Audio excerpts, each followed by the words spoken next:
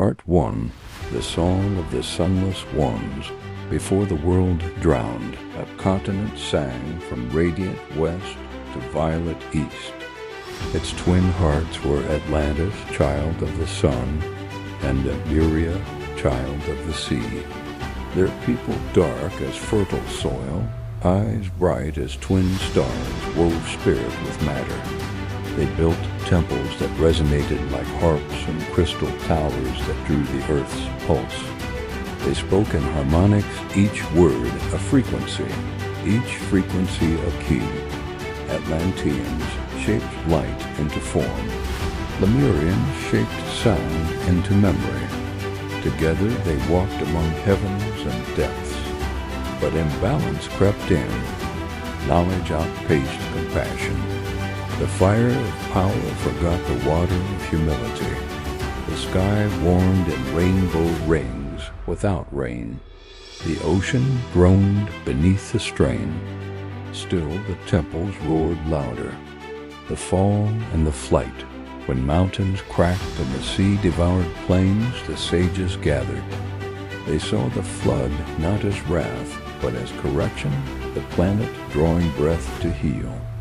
In reverence, they built arcs of light crystal vessels, half ship, half prayer, to ride the crest of destruction.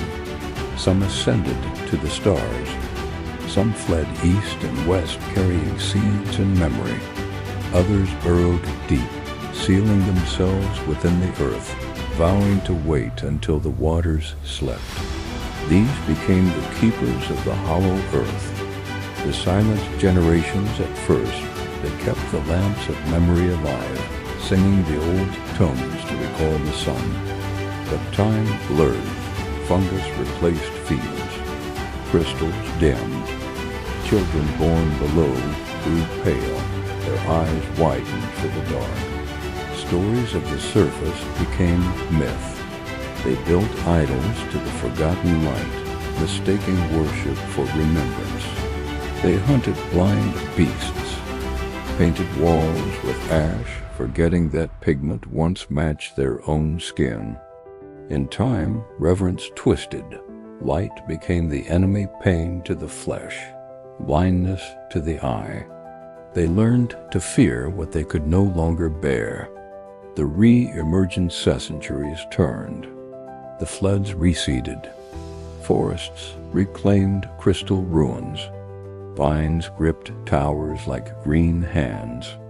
Their descendants became Nubians, Olmecs, Dravidians, echoes of Amaru scattered like pollen. One day, a child of those tribes chased a wounded bird into a cleft. Torch in hand, he descended past roots and fossils until the air grew damp. Eyes like pearls watched him, men, yet not men, pale and long-limbed.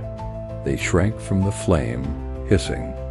An elder crawled near, trembling at the sight of the boy's dark skin in the light. "You carry the sun," he whispered in a dying tongue. "Are we still remembered?" The child fled. Behind him, the pale ones wept, not for him, but for what they had forgotten in themselves.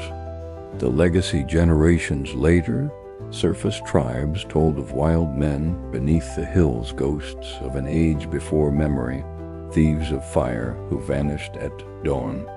Few believe they were once masters of light and sound. Yet the old shamans knew. Every race carries its shadow, and every shadow remembers the sun. They taught that the wild ones were mirrors, reminding all that spirit must guide science. For brilliance without harmony becomes blindness. And so at every solstice they sang, "May we never again build towers higher than the heart. May the children of the sun remember the children of the dark. For both were born of one flame, and both are bound to return to the light."